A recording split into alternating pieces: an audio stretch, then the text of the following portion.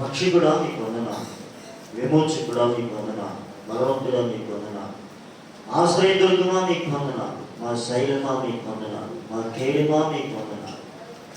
నీకు మహిమగంట ప్రభావం ఆరోపిస్తున్నప్పుడు కొద్ది విషయాలు మాట్లాడుతూ ఆలోచన కాదు మీ చిత్తమే జరుగును కాక సహాయం చేసి మీరే మహిమ నజరేయుడైన యేసుక్రీస్తు నామములో ప్రార్థించి వేడుకుంటున్నాం. ఆమేన్.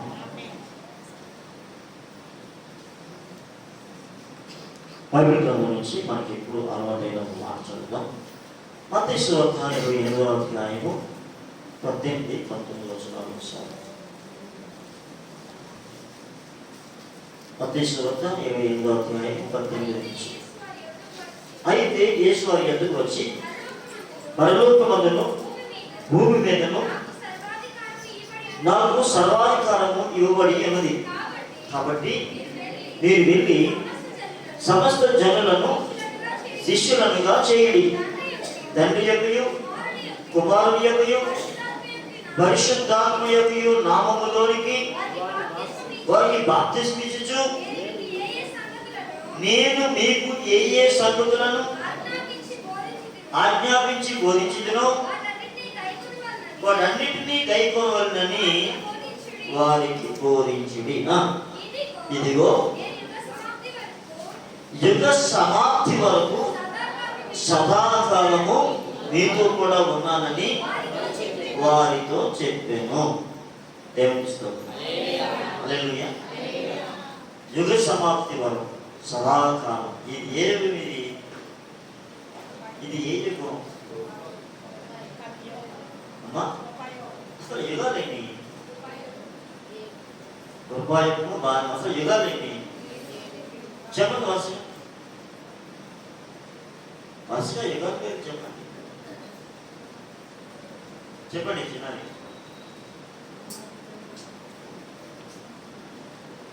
చెప్పండి. అమాయక యుగము, మనస్సాక్షి యుగము, వాగ్దాన యుగము. వరుసగా చెప్పండి. అమాయక యుగము, మనస్సాక్షి యుగము, మానవుడు భూమి మీద అధికారం పొందిన యుగము, వాగ్దాన యుగము, ధర్మశాస్త్ర యుగము, కృపాయుగము, 1000 ఏండ్ల పరిపాలన యుగం. మొత్తం ఎన్ని యుగాలు? 7 యుగాలు.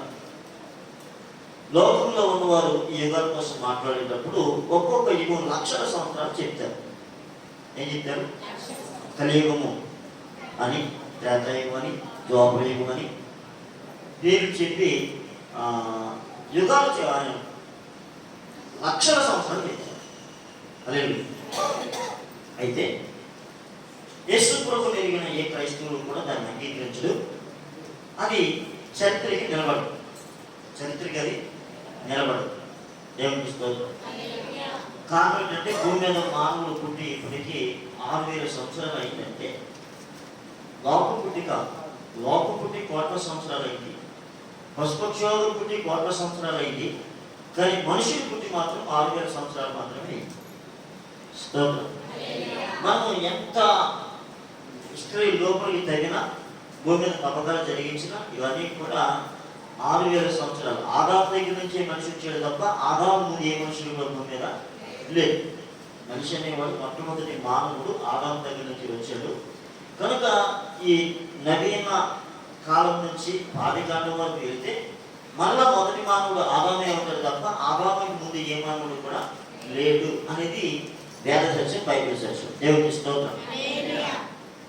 ఇప్పుడు చాలా మంది వేదాల కోసం మాట్లాడుతూ వేదాలు ఎప్పుడు రాశారు అని రకరకాలుగా మాట్లాడుతూ ఉన్నారు. కానీ అమాయక ప్రజలు ఎంతవరకు సరే పెద్దలు ఏది చెప్తే, పండితులు ఏది చెప్తే గుడ్డిగా నమ్మారు. కానీ ఇప్పుడు గుడ్డిగా నమ్మే పరిస్థితులు కూడా లేదు. ప్రతిదానికి కూడా ఆధారాలు, బేస్ అనేది ఉంది. ఈ మధ్యకాలంలో ఇద్దరు సహోదరులు చెప్పారు, క్రీస్తు శకం 1200లో వేదాలు రాశారు అని చెప్పారు. క్రీస్తు శకం 1200లో రాశారు అని చెప్పారు. అంతకుముందు క్రీస్తు పూర్వం 1500లో వేదాలు ఆర్యులు భారతదేశానికి వచ్చారు అనేది 10th క్లాస్ బుక్లో రాయబడిన మాట. క్రీస్తు పూర్వం 1500 నాడు ఆర్యులు భారతదేశానికి వచ్చారు. ఆర్యుల ద్వారానే విగ్రహాలకు వచ్చింది, ఆర్యుల ద్వారానే యాగదేవుడు వచ్చాడు అని చెప్పుకొని వచ్చారు. సరే, అవన్నీ పక్కన పెట్టండి. నూతనంగా తెలియని విషయం ఏంటంటే క్రీస్తు శకం 1200లో వేదాలు రాయబడ్డాయి. మరి పురాణాలు ఇవన్నీ మాట్లాడితే అవి కుకిట పురాణాలు. కుకిట అంటే అర్థం ఏంటి? నోట్లో చూసినవి తప్ప, వచ్చినలు అనగనగంటే తప్ప చరిత్రక ఆధారాలు లేవు. దేవుడికి స్తోత్రం. సరే, మన సబ్జెక్ట్ వేరు. యేసుక్రీస్తు ప్రభువారు శిష్యులను కలిసి ఆయన పరలోకానికి ఆరోహణం అవడానికి ముందుగా శిష్యులందరినీ కలిసి మనం పలానా చోట కలుద్దామని చెప్పినప్పుడు వాళ్ళు వచ్చారు. ఆయన ఎక్కడి నుంచి అయితే ఆరోహణం కాబోతా ఉన్నాడో అక్కడ ఆయన మాట్లాడిన మాట, అక్కడికి వచ్చిన ప్రజలు యేసు ప్రభు వారిని చూసి కొందరు మొక్కేరే, కొందరు సందేహించి ఆగిపోయారు. కొందరు మొక్కారు, కొందరు సందేహించి ఆగిపోయారు. సరే, అప్పుడు యేసు ప్రభు వారు చెప్పారు, పరలోకంలో భూమి మీద కూడా నాకు సర్వాధికారం ఇవ్వబడిందయ్యా అని చెప్పి, మీరు వెళ్ళి సమస్త జనుల్ని కూడా శిష్యులుగా చేయండి. తండ్రి యొక్కయు కుమారుని యొక్కయు పరిశుద్ధాత్మ యొక్కయు నామములు కాదు, నామములోనికి. అంటే ఒక వ్యక్తికి బాప్తిస్మం ఇచ్చేటప్పుడు తండ్రి యొక్కయు కుమారుని యొక్కయు పరిశుద్ధాత్మ యొక్కయు నామములో నీకు బాప్తిస్మం ఇస్తున్నామని ఉంచాలి. స్తోత్రం. యేసు ప్రభు చెప్పిన మాట. హల్లెలూయా. మరి యేసు ప్రభు రాకముందు ఎలా బాప్తిస్మం తీసుకున్నారు అని అడిగితే, మారు మనస్సు విషయమై బాప్తిస్మం తీసుకున్నారు. పాప క్షమాపణ విషయమై, పాప క్షమాపణ, నేను పాపం చేశాను, ఆ పాపములు క్షమించబడు నిమిత్తం బాప్తిస్మం అనేది యోహాను గారు ఇచ్చారు. అది మారు మనసు విషయమైన బాప్తిస్మం. హల్లెలూయా. యోహాను ఇచ్చి బాప్తిస్మం. కానీ యేసు ప్రభు దగ్గరికి వచ్చేసరికి యేసు ప్రభుతో యోహాను అంటాడు, ప్రభువా, నేను నీ చేత నా వైపు చూడండి, దిక్కులు చూడకండి, నేల చూపు చూడకండి, నా వైపు చూడండి. మేము నీ చేత బాప్తిస్మం పొందవలసిన వాడనై ఉండగా నా దగ్గరకు వస్తున్నావా ప్రభువా అని అడుగుతాడు శ్రవణ్. హల్లెలూయా. ఏమని అడిగాడు? అప్పుడు యేసు ప్రభు చెప్పాడు, ఏమని? నీతి యావత్తు ఎలాగూ జరిగించిన మనకు తగి ఉన్నది. అంటే యేసు ప్రభు వారు సర్వలోకానికి మాదిరి, నేనే మార్గమని చెప్పాడు. ఏ విషయమైనా కూడా యేసు ప్రభు దగ్గర నేర్చుకోవాలి. స్తోత్రం. కాబట్టి ప్రభు చెప్పారు, నీతి యావత్తు ఇలా జరిగించడం మనకి తగి ఉన్నది అని చెప్పారు. కాబట్టి యేసు ప్రభు వారు బాప్తిస్మం తీసుకున్నారు. యేసు ప్రభు వారు పరిశుద్ధాత్మ పొందారు. బాప్తిస్మం తీసుకున్నారు, పరిశుద్ధాత్మ కూడా. అంటే బాప్తిస్మంతో పాటు వచ్చేది. బాప్తిస్మం తీసుకున్న తర్వాత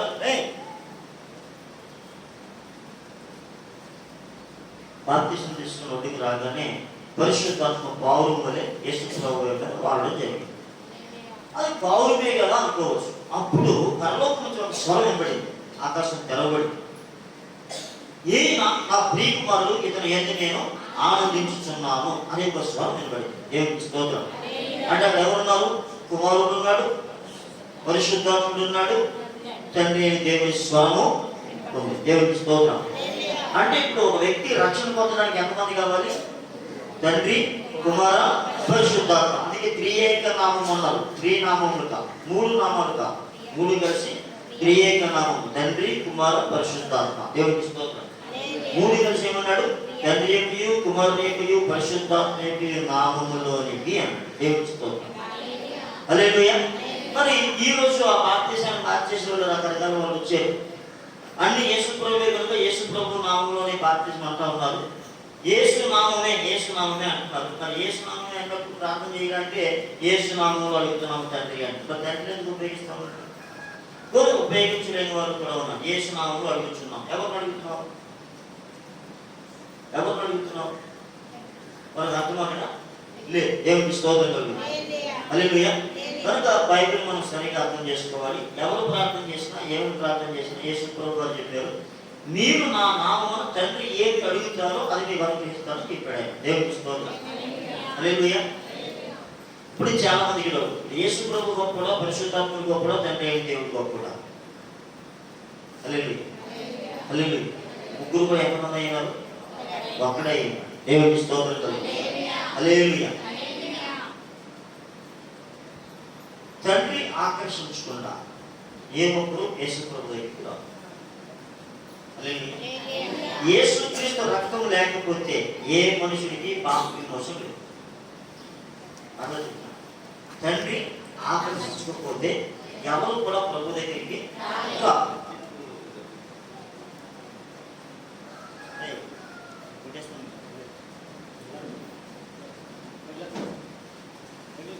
తండ్రి ఆకర్షించాలి. ఆకర్షిస్తేనే మనం ఎక్కడికి వస్తాం? యేసు ప్రభు సన్నిధికి వస్తాం. యేసు ప్రభు సన్నిధికి వచ్చినప్పుడు ప్రతి వారు కూడా యేసు ప్రభు దగ్గర పాప క్షమాపణ పొందాలి. యేసు ప్రభు నేను పాపినే, యేసు ప్రభు ఒప్పుకోవడం కాదు, యేసు ప్రభు దేవుడే చెప్పడం కాదు, యేసు ప్రభు నేను పాపిని, నా పాపాన్ని క్షమించండి, మీ రక్తంలో నన్ను కడగండి అని అడగాలి. నేను పాపిని అని చెప్పాలి, నా పాపము క్షమించండి అని చెప్పాలి. యేసు రక్తంలో ప్రతి పాపము కడగబడతా ఉంది కనుక మన ప్రతి పాపాన్ని కూడా యేసు రక్తం కలుగుతా ఉంది. దేవుని స్తోత్రం. అప్పుడు నేను యేసు వాడను అని చెప్పడానికి బాప్తిస్మం అనేది ప్రమాణం. ఈ రోజు నుంచి నేను నీ వాడు అని చెప్పడానికి బాప్తిస్మం ప్రమాణం. బాప్తిస్మం పరలోకానికి ఇష్టం, బాప్తిస్మము పరలోకానికి ఇష్టం లేదు. బాప్తిస్మము దేవుని ఆజ్ఞ సంఘములో చేర్చబడడానికి ఒక ప్రమాణం. దేవుని స్తోత్రం. ఇక మూడవ, తప్పు చేయలేని మనిషి ఎవడు భూమి మీద ఉండడు. ప్రతి వారు తప్పు చేసిన వాళ్ళే. నువ్వు తప్పు చేస్తున్నావు అని హెచ్చరిక చేసేవాడే పరిశుద్ధాత్మ.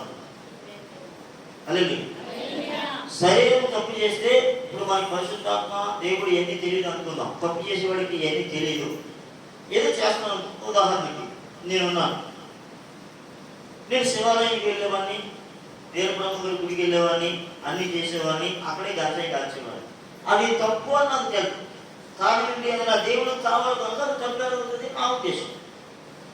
ఎవరి నీతిది? నా నీతి. ఎవరి నీతిది? నా నీతి. మనిషి నీతి మనిషిని పరలోకానికి తీసుకున్నాడు. దేవుని స్తోత్రం.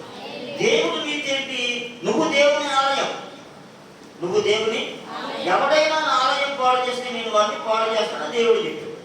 అయితే ఆ విషయం ఎప్పుడు నాకు అర్థమైంది అంటే, నిజమైన దేవుడి దగ్గరికి వచ్చిన తర్వాత ఇతనే దేవుడు, నేను ఆయనకి ఆలయాన్ని అంటున్నాను. స్తోత్రం. ఇప్పుడు ఆయన నాలో ఉన్నారంటే నాలో ఉన్న ప్రతి పాపము కడగబడాలి. ఎవరు ఎలా కడుక్కోవాలి? నాకు నేను కడుక్కుంటే సరిపోతుంది. స్తోత్రం. హల్లెలూయా, హల్లెలూయా. ఇప్పుడు ఆరాధన జరుగుతూ ఉంది. ఆరాధన జరుగుతూ ఉండగా నేను కిందకి వెళ్ళి స్నానం చేసి వచ్చింది. దానికి ఒక కారణం ఉంది. అప్పుడు వెంటనే నాలో ఉన్న ఆత్మకు ఒక మాట చెప్తా ఉన్నాడు, నాలో ఉన్న పరిశుద్ధాత్మ చెప్తా ఉన్నాడు. శరీర శుద్ధి, ఆత్మశుద్ధి, రెండు విషయాలు మళ్ళీ మాట్లాడు. నీకు ఎందుకు వెళ్ళిన తర్వాత ఆరాధన జరుగుతుంది, స్నానం చేసి. స్తోత్రం. అంటే నేను కిందగా పోరాటమే, పైన పోరాటం. దేవునికి స్తోత్రం. హల్లెలూయా, హల్లెలూయా. కనుక మనలో ఉన్న లోపాలను ఎత్తి చూపించేవాడు ఎవరంటే పరిశుద్ధాత్మ. ఎవరు చూపిస్తారు? మామూలుగా మనకు తెలియదు. మామూలుగా మనం ఏమనుకుంటాం? నీతి మంత్రిని, నేను బాగానే ఉన్నాను, అందరికీ సహాయం చేశాను అనుకుంటా ఉంటాం. ఒకసారి నేను ఒక సినిమా చూసాను. ఆ సినిమాలో దేవుడు చెప్తాడు ఏమని, అని లేపి అంటారని చెప్తాడు. లేపేసేది ఒక చీమ నీటిలో పడిపోతే చీమ చచ్చిపోయి చీమ బతికేస్తుంది. ప్రాణం తీసిన ప్రాణం బతికింది, లేదు. అంటే రెండు ప్రాణమే కదా. స్తోత్రం. ప్రాణం ఏం చేశాను నేను? బతికి సొంత నీతి. దేవుడు అంటాడు, మీ నీతి క్రియలన్నీ కూడా మురికి గుండలుగా ఉన్నాయి. దేవుడికి స్తోత్రం. మన నీతి క్రియలు మురికి గుండలుగా ఉన్నాయి. మన నీతి ఎక్కడ బయటపరచబడాలంటే దేవుని వాక్యంతో మనల్ని మనం సరి చూసుకోవాలి. దావీదు చెప్పే మాట ఏంటంటే, దేవా నీ ముఖ కాంతిలో నా రహస్య పాపాలు కనబడుతున్నాయి.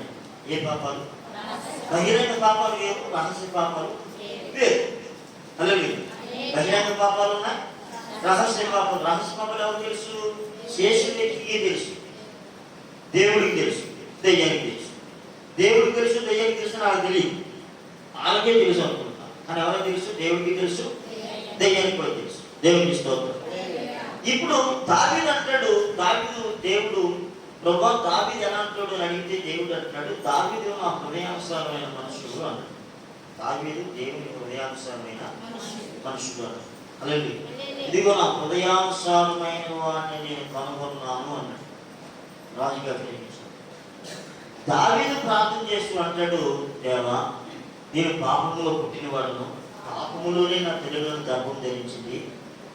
నేను పాపంలో పుట్టినలోని పాపంలోనే నా తల్లిదండ్రులను గర్భమున ధరించింది.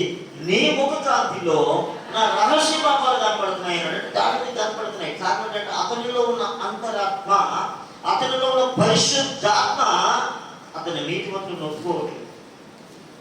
దేవుడిస్తూ అంటే ఇప్పుడు మనం ఎవరి ముందు నీతిమంతులుగా కనపడాలి అంటే దేవుని ముందు నీతిమంతులుగా కనపడాలి. స్తోత్రం. హల్లెలూయా. నాకు నేను నీతిమంతుని, మనకు నీతిమంతులు అంటున్నారు, కానీ దేవుని ముందు నీతిమంతులుగా ఉన్నామా లేదని మొట్టమొదటి మనం చూసుకోవాలి. దేవుని స్తోత్రం చెప్పాలి. హల్లెలూయా. లేకుండా మనం ప్రార్థన చేసిన ఫలితం ఏంటి? మనం దేవుని దగ్గర మన పాప క్షమాపణ పొందకుండా మనం ప్రార్థన చేసిన ఫలితం అనేది గట్టిగా స్తోత్రం. మనం చేసే దగ్గరికి పోతాం. ఎప్పటి వరకు ఉంటానని చెప్పాడు ఆయన? యుగ సమాప్తి వరకు. ఎంత తక్కువ ఈ యుగం మనకి కాదు. యేసు ప్రభు దగ్గర నుంచి, అంటే ఆయన కలువరి శిలువలో మరణించిన దగ్గర నుంచి ఈ ఎండింగ్ అయ్యే వరకు ఆయన ఉంటాడు. అంటే ఆ శిష్యులతో మాత్రమే కాదు, కానీ ఆయన మాట మీద ప్రతి వారికి కూడా ఆయన ఉంటాడు. ఆయన శిష్యులు మాత్రమే గొప్పలు కాదు, కానీ చాలా మంది ఉన్నారు. ఇంకా శిష్యులుగా పిలువబడేవారు చాలా మంది లోకంలో ఉన్నారు. స్తోత్రం. దేవుడు ఒక కార్యం చేయాలి అనుకుంటే ఆయన అద్భుతం చేస్తాడు. నేను ఒక సాక్ష్యం విన్నాను. ఎలాంటి సాక్ష్యం అంటే, ఒక తల్లి, ఒక అమ్మాయి, ఒక యవనస్తురాలు, లోపల ఉన్న పేగులని కుళ్ళిపోయి జల్లెడితో బియ్యం పిండి జల్లించుకునే జల్లెడు ఎలా ఉన్నాయి, పేగులు అలా ఉన్నాయి. వైద్యులు చూసి ఇప్పుడు బ్రతకదని చెప్పేసాడు బ్రతకదని. అయినప్పటికీ ఆ తల్లి బాధపడలేక, ముస్లిం అమ్మాయి, ఆ తల్లి బాధపడలేక వైద్యించడానికి ప్రారంభించారు. చివరికి ఒక బకీటు, ఏ నీళ్ళు, బిస్లరీ, సిలైన్ నీళ్ళు ఇలాంటి బకెట్లో వేసి పేగులన్నీ బయటకు తీసేసి ఈ బకెట్ నీళ్ళలో పేగులు వేసేసి క్లీన్, మళ్ళీ పేగులు మళ్ళీ పెట్టేస్తే మళ్ళీ మరుసటి రోజుకి అది పొంగు వచ్చేసి వాసన, భయంకరమైన వాసన. ఇలా 90 రోజులు పడుతుంది. భయంకరమైన వాసన. అసలు అటువంటి పరిస్థితులు బతుకుతానే ఎవరైనా? ఎప్పుడు చూసినా డాక్టర్ గారు ఈరోజు తెచ్చుకొని చెప్పండి, ఎప్పుడు చూసినా ఈరోజు అరగంట అని చెప్పడమే. 90 రోజులు చచ్చిపోతుంది. ఎవరికి అర్థం కాదు. అలా ధైర్యం చెప్పుకు లేదు. ఒకరోజు ఎవరో ఒక అమ్మాయి ఇచ్చిందట, నర్సు, కొత్తగా వచ్చిందట కేరళ నుంచి. చూసిందట, ప్రైవేట్ హాస్పిటల్లో 14 లక్షలు అడిగినట్టు గవర్నమెంట్ హాస్పిటల్లో తీసుకుని వెళ్ళారు. అక్కడ కేరళ నర్సు వచ్చి చూసి, నువ్వు బ్రతుకుతో నీకేం పర్లేదు అంది.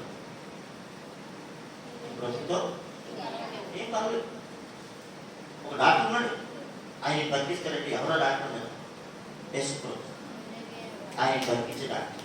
నువ్వు బ్రతుకుతావు అని మొట్టమొదట ఆయన వస్తాడు, నేను బతికిస్తాడు. ఆయన వస్తాడు, నేను బతికిస్తాడు. ఇంకా ఏ వాక్యం చెప్పలేదు. ఆయన వస్తాడు, నేను బతికిస్తాడు. ఈ మాట ఒకటి గెలిపోయింది. అంతవరకు నిరీక్షణ సీట్లో ఆయన వస్తాడు, నన్ను బతికిస్తాడు, ఆయన వస్తాడు, నన్ను బతికిస్తాడు. రోజు పేగులు చేస్తున్నాను, కడుపుతున్నాను, అన్నీ అయిపోతున్నాను. ఒకరోజు ఊపిరి అందట్లేదు, డాక్టర్ గారు వచ్చారు, ఊపిరి అందట్లేదు, వస్తాడు బతికిస్తాడనే మాట నమ్ముతుంది, చచ్చిపోయింది. ఏమైంది? డాక్టర్ గారు కట్టేసి, ముఖం కట్టేసి, పాలకి అన్ని తాళ్ళు కట్టేసి వెళ్ళి డాక్టర్ గారు లెక్క ప్రకారంగా చచ్చిపోయింది. ఆయన వస్తాడు, బతికిస్తాడని మైండ్లో పనిచేస్తాడు. మనిషి డెడ్ అయిపోయింది, ఏమి లేదు. ఈ మైండ్లో ఉన్నమాట ఆయన వస్తాడు, బ్రతికిస్తాడు, ఆయన వస్తాడు, బ్రతికిస్తాడు అంటే వాక్యం ఎంతవరకు వెళ్తుంది చూడండి. ఒక్కసారిగా వాడు కళకు చూసేసరికి ఎవరో 3 వ్యక్తులు కనపడ్డారట, ఏడుస్తూ కనపడ్డారు, ప్రకాశమానమైన వ్యక్తులు కనపడ్డారట. తర్వాత చెప్పింది, తండ్రి, కుమార, పరిశుద్ధాత్మ అని చెప్తాం. ఆవిడ తల వెంట్రుకలకు వచ్చే కిరణాలకి ఆవిడ అదిపోయిందట, అంత నిలుగు చూడాలి. సరే, మొత్తం మీద ఆవిడ లేచి కూర్చొని ఆవిడ బలవంతంగా ఆవిడ పట్టు ఆవిడ ఎక్కేసాం. నించో అన్నాడు దేవుడు. లేక అన్నాడు, నేను ఎలా దిగితే లేకి దేవుడు బయటపడతాడు. లేకు అన్నాడట. ఏంటి అని చెప్పి లేచింది. లేచిన తర్వాత దిగు అంటాడు. దీని పేగులు వినబడు, ఎందుకంటే దాన్ని పట్టు లేవాడు. ఒకసారి పట్టేస్తే పేగులు లోపల పట్టేస్తే మరుసటి రోజుకి గుడ్లు మీద తింటే మొత్తం అన్ని బయటకు వచ్చేసి ఉన్నాయి. అప్పుడే అయిపోయింది అనుకున్నాను, పడతాయి.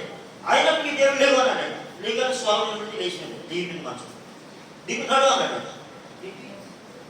తెల్లవారు 4 ఎవరైనా చూస్తారు అందరూ పడుకున్నారండి, ప్రశాంతంగా బెడ్లో అందరూ పడుకున్నారండి. ఈవిడ ఈ చెవికి ఆ చెవికి నడుపుతున్నారు, వేగరాలకి. ఈ లోపుని ఈవిడికి ఆ అమ్మకి చెప్పేశారు, ఆ బంధువులు చెప్పేశారు, వాళ్ళు అంబులెన్స్ గంట ఇచ్చారు, వాళ్ళకి పొద్దున్న బాడీ తీసుకెళ్తామని చెప్పారు. అంబులెన్స్ ఓకే అయిపోయింది. ఈ డాక్టర్ గారు ఎదుర్కొంటూ వస్తున్నాడు, ఈవిడ చూశాడు, చూసి అదే పోయాడు.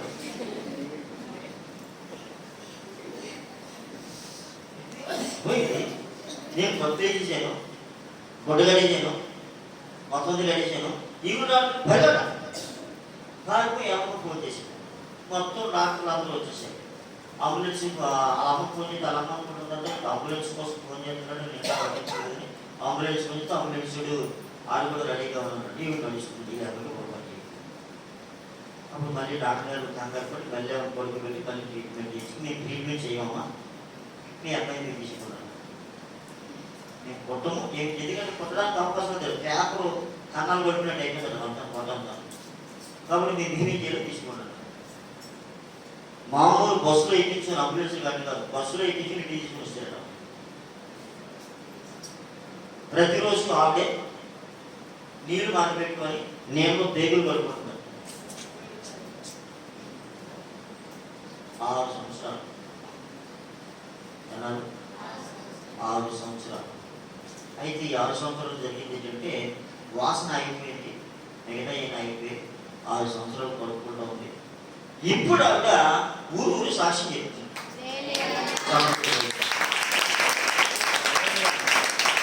అంటే ప్రాణం తీయడం పోయిన ఆయన చేతిలో, ఇదంతా ఆయన గెలబలం ఉంది. ఎవరికి? ఆయన గెలబలం. స్తోత్రం. వీడెవరో నువ్వు తెచ్చుకోవాలంటే తెచ్చుకోమ్మా, అలాగే ఆయన చెప్తా. నువ్వు బ్రతుకు అంటే నీకు ఏమున్నా లేకపోయినా బ్రతుకో. స్తోత్రం. అలెక్స్ అనే ఒక బొగ్గు కార్మికుడు బొగ్గు గదిలో పనిచేస్తూ ఉంటే పైన పిల్లలు విరిగిపడి చచ్చిపోయాడు. వాళ్ళ అమ్మ ఎప్పుడు చెప్తూ ఉంటుంది, యశ్వరం నమ్ముకోరా చెప్తూ ఉంటుంది కదా, వెళ్ళే అని ఉంటుంది. ఈ పిల్లలు విరిగిపడి చచ్చిపోయాడు, మొత్తం బాడీ అంతా స్టిక్పోయింది, అని పెట్టులో పెట్టేశారు. పెట్టి తీసుకుని వస్తున్నారు. ఇంకొక సన్యాసం పోతున్నాడు చచ్చి. ఏది సన్యాసం అంటే అమ్మ కనపడుతుందట, ఉంటాడు. రేపు కొడకానికి చెప్పాను, ఎప్పుడైనా విన్నావా చూడడానికి పరిష్కారం వచ్చిందో అంటే, ఉదయంగా నన్ను క్షమించే అమ్మ అంటే అమ్మ చచ్చిపోయింది, నన్ను క్షమించే అమ్మ అంటే నేను కోసేసాను గొడవలకి. అమ్మా నన్ను క్షమించు, దేవుడా నన్ను క్షమించు అన్నాడట. ఈ బెడ్లో స్కాన్ కనపడుతున్నాయి, ఈ బెడ్ చూసి బయటకి వాడి బెడ్ నుంచి బయటకు వచ్చాడు. ఇవన్నీ చిరిగిపోయిన బాగానే ఉన్నాడు. ఎలా బాగున్నాడు అంటే ఆయన ఆడుకుంటాడు అంతే. ఒక మనిషికి ఎలా బుద్ధి చెప్పాలో ఆయన అలాగా చెప్తాడు. వాడు చెప్తే అయిపోయాడు, కానీ ఆయన చెప్పాలి కదా. స్తోత్రం. కనుక ఎవ్వరూ నశించుకోవడం ఆయన ఇష్టం. ఇప్పుడు ఈ వల్ల ఎంతమంది సాక్ష్యం తెలుసుకొని రక్షణ పొందాలని నా వాటికి నేను అందరికీ స్తోత్రం. అంటే దేవుడి కార్యాలు అంత అద్భుతంగా ఆనాడు ఈనాడు కూడా దేవుని కార్యాలు అద్భుతమే. అది కాదనడానికి ఎవరికి అవకాశం అధికారం లేదు. స్తోత్రం. సరే, దేవుడు ఎప్పటి వరకు మనతో ఉంటాను అని చెప్పాడంటే యుగ సమాప్తి వరకు ఉంటాను అన్నాడు. అంటే ఈ యుగం ఎంత అయిపోయే వరకు ఆయన ఉంటాడు. స్తోత్రం.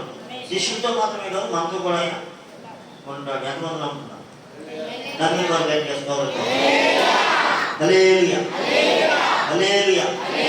యుగ సమాప్తి వరకు దేవుడు మనతో ఉంటానని వాగ్దానం చేసి, దేవుడి ఉద్దేశం ఏంటి? మనం అందరం కూడా ఎలా ఉండాలని కోరుతున్నాడు ఆయన? శిష్యులుగా, భక్తులుగా కాదు. భక్తులు కోట్లాది మంది ఉన్నారు, భక్తులు ఆయనకి అక్కర్లేదు. స్తోత్రం. భక్తులు ఆయనకి అక్కర్లేదు, శిష్యులు కాదు. ఏమన్నాడైనా? మీరు సర్వలోకానికి వెళ్ళండి, సర్వ సృష్టికి సువార్తను ప్రకటించండి, సమస్త జనులను శిష్యులుగా చేయండి. అంటే ఇప్పుడు మనం ఎలా మారాలని దేవుడు కోరుతున్నాడు? శిష్యులుగా ఉండాలని దేవుడు కోరుతున్నాడు. మనం మొట్టమొదటి నుంచి మనం చెప్పుకునేది అయితే మన సినిమా మాట్లాడేది ఇదే. కానీ అలాగే ఇది మన సిద్ధాంతం కాదు, బైబిల్ ఉద్దేశం. ఈరోజు నేను చాలా చోట్ల వింటున్నాను శిష్యులు అనే మాట. ఇదివరకు ఇప్పుడు వెళ్ళదు, ఇప్పుడు మాట్లాడుతున్నారు ప్రతి వాళ్ళు కూడా. దేవుని స్తోత్రం. ఇదివరకు ఆరాధన అంటే ఏడాకలకు చూసే వాళ్ళు కూడా ఇప్పుడు ఆరాధన చేస్తూ ఉన్నారు. ఇక్కడికి వచ్చిన ధైర్యాన్ని జ్ఞానం చూసి వాళ్ళు కూడా షాక్ అవుతూ ఉన్నారు. వాళ్ళు తర్వాత మాట్లాడుతున్నారు దానికోసం, శిష్యులు అనే దానికోసం. హల్లెలూయా. కనుక ఈ శిష్యులుగా చేయండి అనేది మనుషుని యొక్క బోధ కాదు, కానీ డైరెక్ట్గా దేవదేవుడి మనకి చెప్పిన బోధ. స్తోత్రం చెప్పారు. హల్లెలూయా. మరి ఆ శిష్యుడు ఎలా ఉండాలని దేవుడు కోరుతున్నాడు. శిష్యుడు ఎలా ఉండాలని దేవుడు కోరుతున్నాడు. శిష్యుడికి కావలసిన మొట్టమొదట శిష్యుని కొనవలసింది విధేయత అనేది మొట్టమొదటి కూడా. ఏమన్నారు? విధేయత. స్తోత్రం. సమూయేలును మనం చూస్తున్నాం. సమూయేలు ఆ అమ్మ మొక్కుతాం, అసలు నా కడుపులో బిడ్డ పుడితే నీకు ఇచ్చానని చెప్పి దేవుడు. బిడ్డ పుట్టాడు. పాలు తాగే బిడ్డ పాలు వదిలేసే వరకు మరి 2 సంవత్సరాలు 3 సంవత్సరాలు మనకి గంట, కానీ పాలు విడిచిన తర్వాత చెప్పింది. అంటే పాలు తాగడం మానేసిన తర్వాత దేవుడి సన్నిధి తీసుకెళ్ళి బిడ్డని యానవల్ చేసేసింది. స్తోత్రం. చాలా మంది సమర్పించుకుంటారు, కానీ మా అబ్బాయి దేవుని సేవకు అంటారు, కానీ మా అమ్మాయి దేవుని సేవకు అంటారు, కానీ వాళ్ళ ఇష్టాలు వాళ్ళకు ఉంటాయి. స్తోత్రం. కానీ నాన్న అలా చేయలేదు. దేవుని సేవకు చెప్పింది, దేవుని సేవకు బట్టి ఇచ్చేసింది. ప్రతి సంవత్సరం కూడా ఒక చెత్తపట్లు పట్టుకొని వెళ్ళి అబ్బాయి చూడాలి, ఇచ్చేసి అంతే. అక్కడ దైవజనుడికి 2 కొడుకులు ఉన్నారు. దైవజనుడు కూడా ఏపీ అంతే.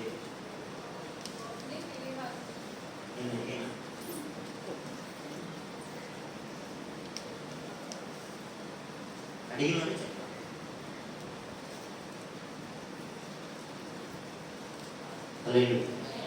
ఓపుని ఆ నాన్న పేరు ఎందుకు చేయాలి? బైబిల్ చదివితే తీరుతుంది. ఎలా నిన్న నమ్ముకున్నావా యేసులోపుని? నిన్న నమ్మొచ్చుగా, దాని 10 సంవత్సరాలు దాటిపోయింది. తీసుకుంటే మనం తీసుకోవచ్చు. బైబిల్ చదవాలి. నేనే మీ అమ్మాయి కోసం ఆలోచిస్తున్నాడు. బుద్ధి లేదు. దేవుడు ఏం చెప్పాడు చేయాలనుకోలేదు. బుద్ధి లేదు. నీ కోసం ఆలోచిస్తున్నాడు. మీ అమ్మాయితో ఉదరించాను. స్తోత్రం. హల్లెలూయా. హల్లెలూయా. హల్లెలూయా. ఏలీ కుమారుడు, దైవజనుడైన ఏలీ కుమారుడు ఓపుని శ్రీనివాసు. వీళ్ళు చేసే యథోపనులు ఎంత అంత కాదండి. సంఘానికి వచ్చిన అమ్మాయిని ఏవి పెంచడం పని. ఎవరైనా కానుక మాంసం చేసుకుని గొర్రెపోతుని బలిస్తే ముందు వాటానికి ఇచ్చారు. దేవుడి సన్నిధిలో బలిపడం జనాన్ని ఇస్తే ముందు వాటానికి. ఇవన్నీ దేవుడు చూశాడు. ఏ రకమైన కొడుకులు నచ్చడానికి చేయించలేదు, జాగ్రత్తగా వారికి ఇచ్చాడు దేవుడు. వారికి లేపేసాడు. జాగ్రత్తగా చెప్పిన మాట. స్తోత్రం. ఏం చేశాడు? లేపేసాడు. లేపేసిన దానిలో మాట వచ్చిందట. యెహోవా వారిని చంపదలుచుకుంటేది కనుక వారు ఆ మాట లేదు. దేవుడి మాట వినపడం అలా అని చెప్పాడు. ఎవరైనా మీరు చేతులు పంచుకొని కాదా మనం దేవుడి సేవకులు, మనం దేవుని పిల్లలు అని నాన్న చెప్పాడు. కానీ సావాలనుకున్నాడు ఎవరంటే హల్లెలూయా. సావాలని దేవుడు నిర్ణయం చేస్తే ఎంత మంచి మాట చెప్పినా ఎక్కవు. నేను కూడా అలాగే చెప్తున్నాను. ఇప్పుడు ఎప్పుడైతే స్తోత్రం ఎక్కించుకుంటే బాగుపడితే అది బాగుంది. స్తోత్రం చెప్పాను. హల్లెలూయా. నిన్న ఒకటి కలిగి చెప్పాను. చెప్పినంత కదా చెప్తాడు. ఎన్నిసార్లు గర్తించిన లోపడకపోతే హఠాత్తుగా స్తోత్రం. హల్లెలూయా. హల్లెలూయా. నాన్న చెప్పారు కానీ కొడుకు ఏం లేదు. తర్వాత మాట ఏమన్నా తెలుసా? ఏకాబోర్, ఇశ్రాయేలులో నుంచి ప్రభావం పోయిందట. నీ ఇంటిలో పడిచివాడు ఒకడు కూడా సేవ చేసేవాడు ఉన్నాడని చెప్పేసి దేవుడు. పడిచివాడు కాదు, కుశలుడే ఉన్నాడు. ఎవరు లేడు. కుటుంబం నాశనం లేదు. జాగ్రత్తగా కనుక దేవుడు మాట జాగ్రత్తగా వినాలి. స్తోత్రం. కానీ ఆ ఇంట్లోకి వచ్చినాడు చూసారా బొట్టడు. ఈ బొట్టడు రోజు దేవాలయాన్ని పడుకునేవాడు. ఎంత పడుకునేవాడు? మీరు కూడా దేవాలయాన్ని పడుకుంటున్నారు. కానీ ఆ బొట్టను పడుకోవడానికి మనం పడుకోవడానికి తేడా ఏంటంటే, ఆ బొట్టను రోజు దేవుడు పిలిచాడట. సమూయేలు అని పిలిచాడు. సమూయేలని ఆ వెంటనే అయితే పిలిచి పాస్టర్ సోనుకోకుండా అడిగి, అయ్యా పిలిచారా? నేను పిలవలేదయ్యా, నేను పడుకుంటున్నాను. మళ్ళీ పడుకుంటే మళ్ళీ పిలిచాడు, సమయంలో మళ్ళీ వచ్చేసాడు. పిలవలేదు నాయన, మళ్ళీ పిలిచాడు. నేను పిలవలేదు నాయన, ఈసారి పిలిస్తే ఆయన అర్థమైంది. ఈసారి పిలిస్తే చిత్తమున ఏలిన వాడ నీ దాసుడు ఆలోచిస్తున్నాడు సెలవు ఏం చెప్పాను అంటే ఎవరు చూసేలో కుట్రలకు అర్థం కాలేదు. కానీ పెద్ద ఆయనకి ఎవరిని పిలవలేదు. ఆయన పాస్టర్ గారి అబ్బాయిని పిలవలేదు, పాస్టర్ గారిని పిలవలేదు. ఎవరిని పిలిచాడు? ఊళ్ళో నమ్మకంగా ఉన్నవాడిని పిలిచాడు. అంటే దేవుడికి ఎవరు కావాలి? నమ్మకస్తులు కావాలి. హల్లెలూయా, హల్లెలూయా. ఈ నమ్మకస్తులైన వాళ్ళు ఎప్పుడైతే పిలిచాడో అక్కడి నుంచి దేవుని కార్యం ప్రారంభించాడు.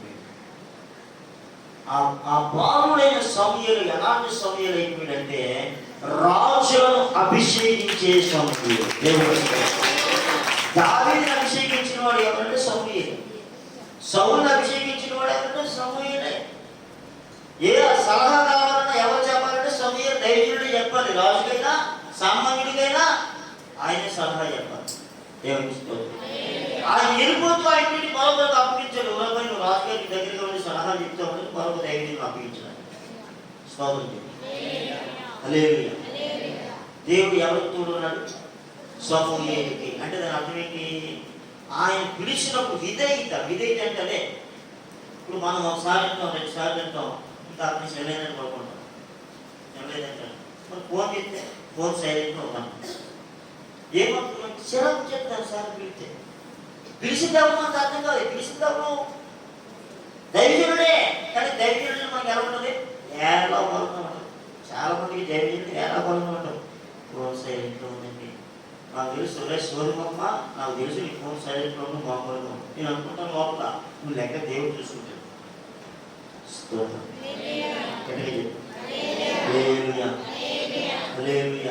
చాలా మంది అనుకుంటారు పాస్టర్ గారికి ఎవరైనా చెప్తే తెలుస్తుంది, నా కోసం తెలిసి చెప్పుకుంటారు అనుకుంటారు. అక్కర్లేదు. ఒక ఆయన కూడా అలాగే అనుకున్నాడు. ఆయన చెప్పాడు, దైవజన్ ఆయన నా మనసు నీతో కూడా రాలేదా, నువ్వు ఎక్కడికి వెళ్ళావో ఏం చేస్తున్నావో ఎవరికి తెలుసు? పరిశుద్ధాత్మునికి తెలుసు. ఎవరికి? పరిశుద్ధాత్మునికి తెలుసు. చూడండి, సిరియా రాజు దగ్గర ఉన్న ప్రజలు ఏమనుకుంటున్నారో షోమ్రోనులో ఉన్న రాజుకి తెలిసిపోతున్నారు. షోమ్రోనులో ఉన్న ప్రజల విషయం సిరియాలో ఉన్న రాజుకి తెలిసిపోతుంది. వాళ్ళు యుద్ధానికి బయలుదేరుతున్నారు. వాళ్ళు యుద్ధానికి బయలుదేరుతుంటే ఇక్కడ సిరియా వాళ్ళతో యుద్ధం పోతున్నారని చెప్పి ఈ షోమ్రోనులో ఉన్న రాజు విషయం తెలిసిపోతుంది. ఎలా తెలుస్తుందా? మనలో ఎవరో గోడచారులు ఉన్నారు, గోడచారులు లేకపోతే ఎక్కడ విషయం అక్కడే కలిగి తెలుస్తుందంటే అప్పుడు సిరియాలో ఒక మాట చెప్తున్నారు, అయ్యా గోడచారులు ఎవరు లేడు కానీ అక్కడ దైవజనుడు ఉన్నాడు. ఎవరున్నారు? అక్కడ దైవజనుడు ఉన్నాడు. దైవజనుడు ఉంటే నువ్వు సీక్రెట్లో మాట్లాడుకున్నా, రహస్యంగా మాట్లాడుకున్నా అవి అక్కడికి తెలిస్తే. దేవునికి స్తోత్రం. హల్లెలూయా, హల్లెలూయా. అయితే అది తీసుకుంటారు అంటున్నాడు. వాడిని తీసుకొని అదేం జరిగిందో తర్వాత మాట్లాడతాం. దేవునికి స్తోత్రం.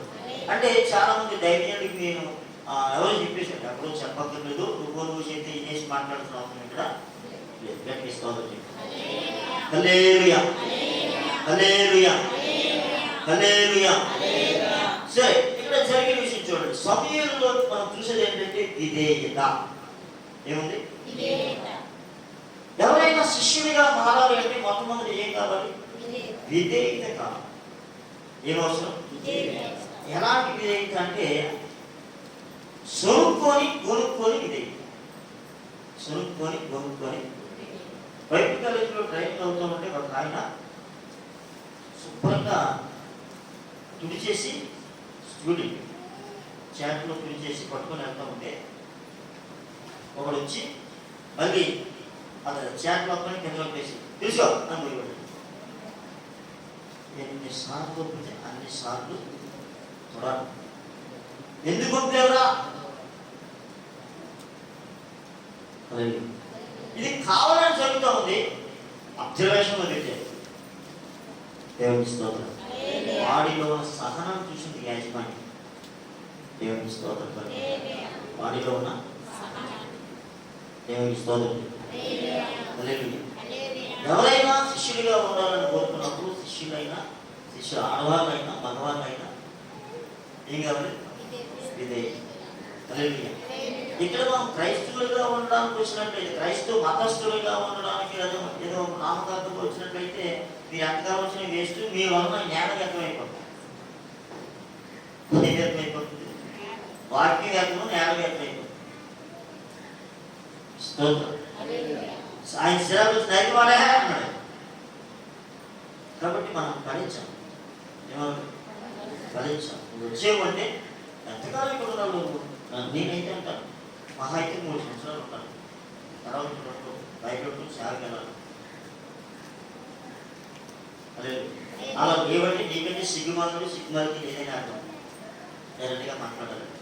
నేను అవన్నీ చేశాను. 97లో ప్రభువును నమ్ముకున్నాను. 98లో పెళ్ళయింది. 99లో కాకినాడ వచ్చాను. 2000లో బైబిల్ కూడా కేరళప్పుడు వచ్చాను. బైబిల్ కాలేజ్ ట్రైనింగ్ లేదు, మోడల్ ట్రైనింగ్, ఐగర్చి ట్రైనింగ్, పరిశుద్ధాత్మ నడిపించినాడు. ఏం లేదు. స్తోత్రం. హల్లెలూయా. హల్లెలూయా. మరి మీతో పనిమానం అంతే, అది ఎవరికి ఉపయోగం లేదు. బతికేది శక్తి. బలిసిన వారిని కూల్చివేసిన బైబిల్ చెప్తాం. బలిసిన వారిని ఏం చేసినట్లయినా చూడండి, ఎంతమంది కూల్చేసిన? 23,000 మంది అంట. చదవమ్మా.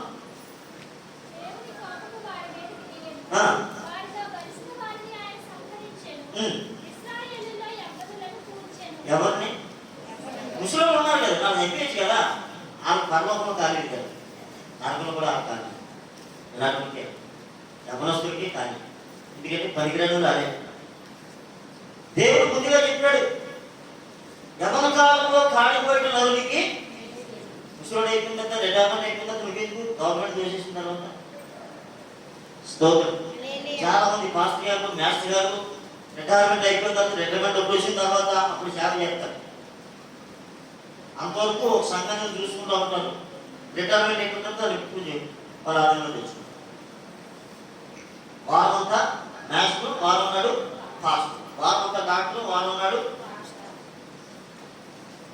ఇలాంటి ఉంటారు. ఏసై యవ్వన కాలంలో కాడి మోసే రోషం కలిగిన వారు కాదు. స్తోత్రం. హల్లెలూయా. నేను ఎందుకంటే లోపల నిరూపించుకున్నానని నువ్వు నిరూపించుకొని ఈ బట్టి రూఢి అయిపోవాలి. 20 సంవత్సరాలు వచ్చేసరికి నువ్వు రూఢి అయిపోవాలి. ఇది 22 సంవత్సరాలు, 23, 24 వచ్చేసినా ఇంకా నువ్వు రూఢి అవ్వకపోతే, నీకేం ఉద్యోగం రాకపోతే, నీకేం పని స్థిరం రాకపోతే ఇంకెప్పుడు అవుతుంది? హల్లెలూయా. ఎప్పుడు రూఢి అయిపోవాలా? నువ్వు స్టేజ్కి వచ్చేసరికి ఏమైపోవాలా? రూఢి అయిపోవాలా. నేను 17 సంవత్సరాలు వచ్చేసరికి టైలరింగ్ పెట్టాను. 18, 19 సంవత్సరాలకి ఛాలెంజ్ అయిపోయింది నా టైలరింగ్ దర్శిపట్నం అంతా.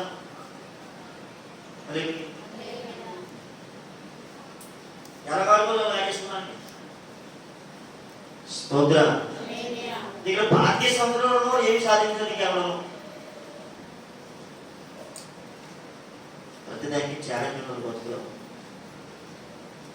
ఏ విషయాలను మాత్రం సోదరులు నీతో ఉంటారు. అలాగా ఇలాగా టాలెంట్ ఉన్నవాడు ఎవడు ఇతరుల కోసం మాట్లాడడం కానీ ఉంటాడు. సమయానికి మాట్లాడడానికి ఖాళీ లేదు. ఆయన దేవుడితో మాట్లాడడం జరిగిన దైవంతో కూడా స్తోత్రం చేద్దాం. సమయం ఏం కలిగి ఉన్నాడు? విధేయత. దేవుని స్తోత్రం. రెండోది వాళ్ళ అమ్మ ఏం చేసింది? అప్పగించేసింది. ఎవరికి? దైవం. సమయం ఏమైపోయాడు? సమర్పణైపోయాడు దేవుడికి. ఆయన సమర్పించి పెళ్లి అలాగే పెళ్లి చేసుకోలేదు అనుకున్నారేమో. పెళ్లి చేసి స్తోత్రం. పిల్లలు కూడా ఉన్నాయి. స్తోత్రం.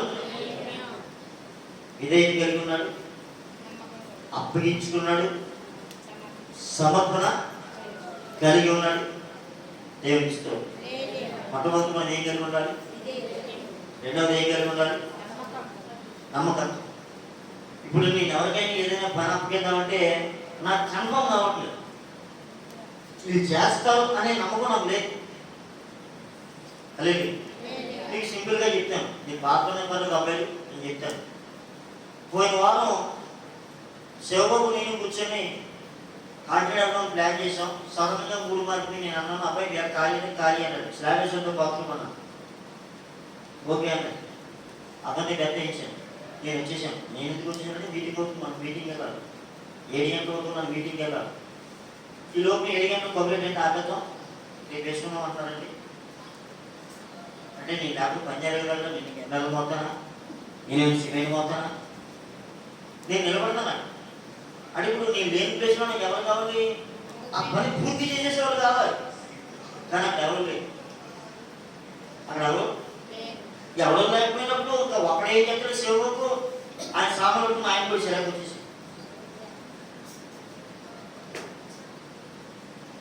ఆయన పోయిన తర్వాత నాకు ఫోన్ చేశారు. నేనేంటి పని పూర్తి అయిపోతే మళ్ళీ తెల్లవారు ఎవరి పని కాదు వెళ్ళిపోతారు, దీనికోసం రేపు పని అయిపోయి ఎలాగే పని లేదు, పొద్దున పనికి వెళ్ళిపోతారు కదా. కానీ ఎవరు నమ్మంటారు నాకు చెప్పండి. పని అన్నీ చేశారు కానీ నమ్మకత్వం. నేను మళ్ళీ ఆయన శివబాబు ఫోన్ చేసి ఎందుకు వెళ్తే రేపు పని పేరు చూసారు, నేను చెప్తున్నాను బాబు. ఆయన వచ్చేసాడు. ఆయన వెళ్ళిపోవడం కారణం నాకు చాలా అర్థమైంది. తీరా పని ఆ నైట్ అయింది. కానీ ఎలా అయింది? ఏమి లేదు అక్కడ. 7 గంటలకి 8 అయిపోతుంది, 11 రోజులకి ఎందుకు అయింది? ఆ రోజు 100 అందరికి వంట చేయాలి. ఇద్దరైతే గర్తించాను, ఒకరికే గర్తించాను, 280 పిలిచాను. చిన్న అమ్మాయి 12 మంది వంట చేశాను. తోడు తీసుకొని ఎవరిని తోడు తీసుకొని స్తోత్రం.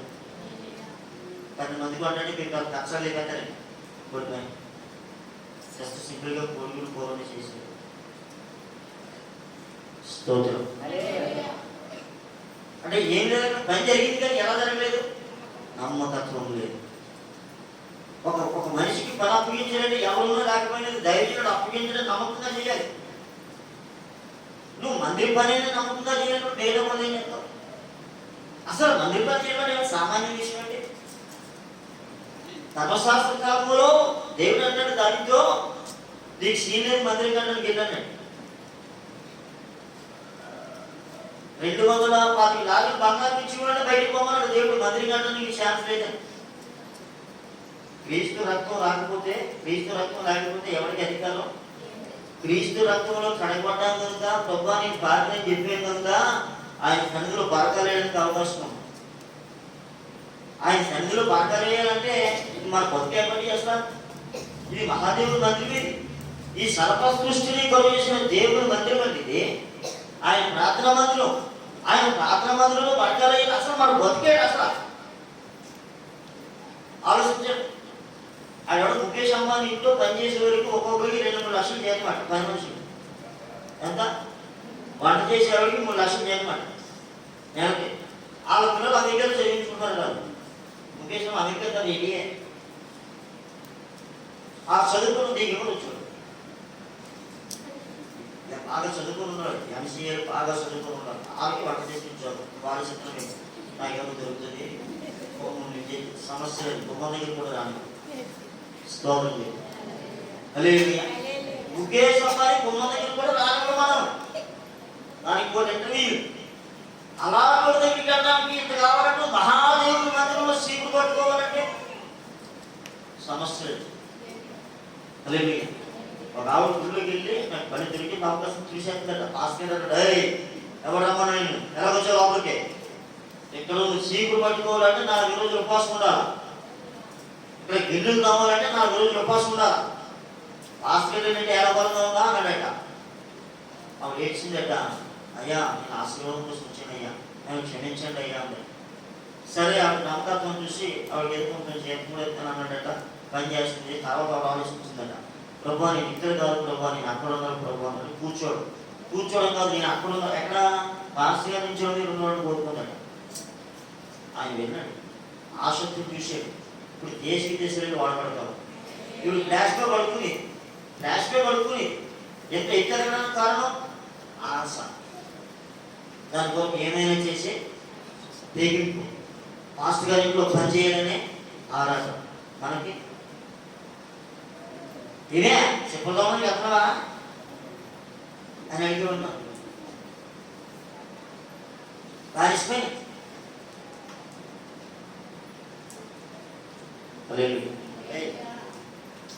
మా ఇంట్లో ఉన్నది నలుగురు.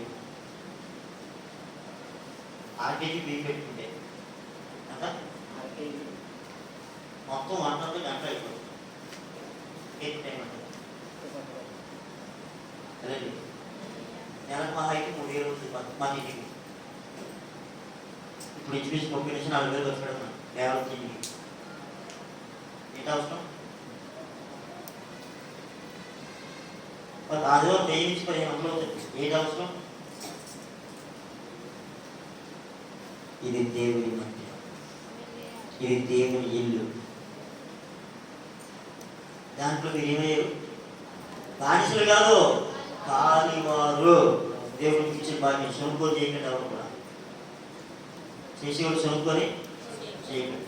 స్తోత్రం. దాని ఆశీర్వాదాన్ని మీరు చూస్తారు. యేసు ప్రభు నామములో నుంచి సామాన్యమైన విషయం ఇక్కడ పనిచేయడం సామాన్యమైన విషయం. హల్లెలూయా.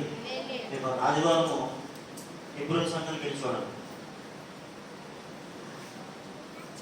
పెద్ద పెద్ద ఆఫీసులు వంట పనులు ఉంటారు.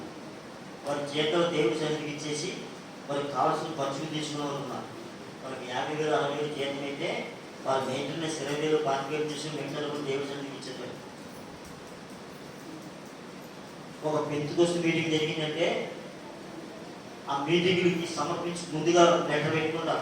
అయ్యా ఆ రోజు చెప్పుల దగ్గర మేము ఉంటాం, ఆ రోజు గిన్నెలు మేము అడుగుతాం, ఆ రోజు బాత్రూమ్ మేము అడుగుతాం. బాత్రూమ్ కలిగి తెలుసా? టాప్ రేంజ్లో చదువుకున్న వాళ్ళు, కలెక్టర్, ఇంజనీర్. కలెక్టర్ గారు చిక్కుల దగ్గర ఉంటాడు. ఈ కలెక్టర్ గారు రెస్టారెంట్లో బయట నుంచే ఉంటాం. కలెక్టర్ గారు చిక్కుల దగ్గర ఉంటాడు. కారణం ఏంటి? వాళ్ళు ఎవరు పని చేస్తున్నారు వాళ్ళకి తెలుసు. ఏమిటి మనకే అదే రానితోంది కదా, ఏది ఎగిరి పడుతున్నారు. అన్నీ ఉన్న నాకు అడిగి మనకి మనం ఏదో కాశీ పని బానిపోవడం అనుకుంటాం. చాలా మంది ఆదివారం గారు మాత్రమే కనపడతారు పాస్టర్ గారు. ఏదో రోజులు ఎక్కడ కనపడదు. ఏంటంటే పని వాళ్ళు లేదు పాస్టర్ గారు వాళ్ళు లేకుండా ఉన్నామా?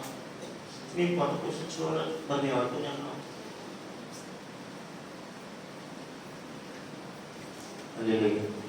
దేవుడి సన్నిధిలో వేలబలంగా ఉండకండి. మనం శిష్యులుగా ఉండడానికి ఎలా ఉండడానికి భక్తులుగా ఉండడానికి కాదు, శిష్యులుగా ఉండడానికి. శిష్యుడికి ఇచ్చిన అధికారం ఏంటో తెలుసా? ఇదిగో పాములను తేళ్లను తొలుకుటకు శత్రు బలమంతటి మీద మీకు అధికారం ఇచ్చాను అన్నాడు. శత్రు బలమంతటి మీద, ఈ ప్రపంచం అంతటి మీద కూడా ఎవరికి అధికారం ఉందంటే క్రైస్తవుడికి అధికారం ఉంది. స్తోత్రం. మనం ఏది ప్రార్థన చేసినా జరిగి తీరుతుంది. స్తోత్రం. హల్లెలూయా. ఎవరు మామంటే అధికారం కలిగిన ప్రజలు అధికారం ఉపయోగించుకోండి. అధికారం ఉపయోగించుకోవడానికి కూడా ఏమి ఇచ్చేది? చిక్కు పవర్ ఇచ్చేసాడు. ఏంటి చిక్కు పవరు? పరిశుద్ధాత్మ. అంటే నువ్వు పొందిన పరిశుద్ధాత్మ ఎందుకు కాదు? కూర్చొని భాషలు మాట్లాడడానికి దొరకడానికి కాదు. నీ జీవితంలో ఆత్మీయ జీవితంలో అంచెలంచెలుగా ఎదిగి ఉన్నత శిఖరం ఎక్కడ? హల్లెలూయా. నీ నెక్కలేనంత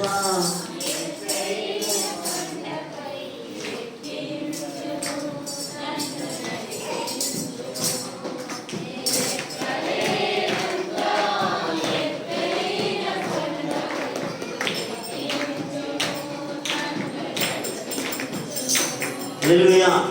దావీదు అనుకునేవాడట, నేను ఎక్కడ కాదు ప్రభువా, అక్కడికి ఎక్కాలి అనుకునేవాడట. హల్లెలూయా.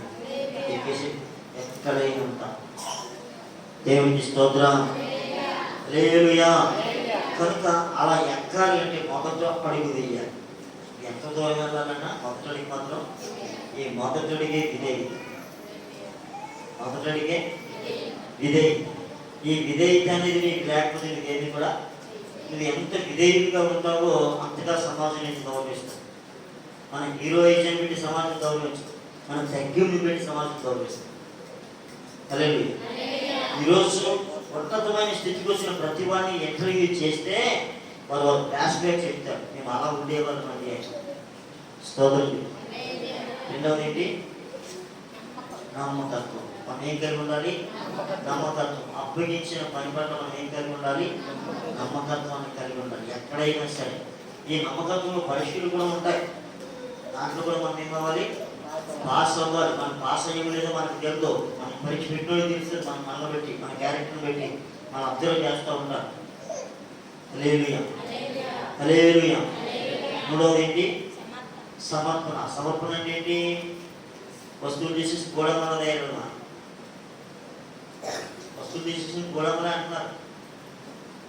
అరే ఏం ధరించుకున్నావు అవ్వడికి వెళ్ళాలంటే వీళ్ళు కొన్ని క్వాలిటీస్ కనపడాలి. వీళ్ళు చూడగానే దండం పెట్టాలి. నువ్వు ఎవరోనో ఉన్నా పెద్దరికంలో ఉన్నా ఏం పెట్టాలి? దండం పెట్టాలి. నీలో ఒక ప్రవర్తన కనపడాలి, ఒక స్పెషల్ కనపడాలి. ఎవరా ఇది వంట ఎవరు అనకూడదు. ఈ అమ్మాయి ఎవరు అని అడిగారు. హల్లెలూయా, హల్లెలూయా. అంటే మనకి ఎలాంటి పేరు రావాలి? పాస్టర్ ఫోన్ చేసి అడుగుతున్నారు ప్రెసిడెంట్ గారు, ఒక అమ్మాయి కావాలంటే మంచి అమ్మాయిలు కావాలన్నారు పెళ్ళికి. చెప్పండి, నాకు అర్థం కావట్లేదు.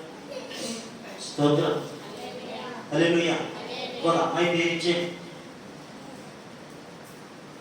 ఇంకో విషయం చెప్తాను.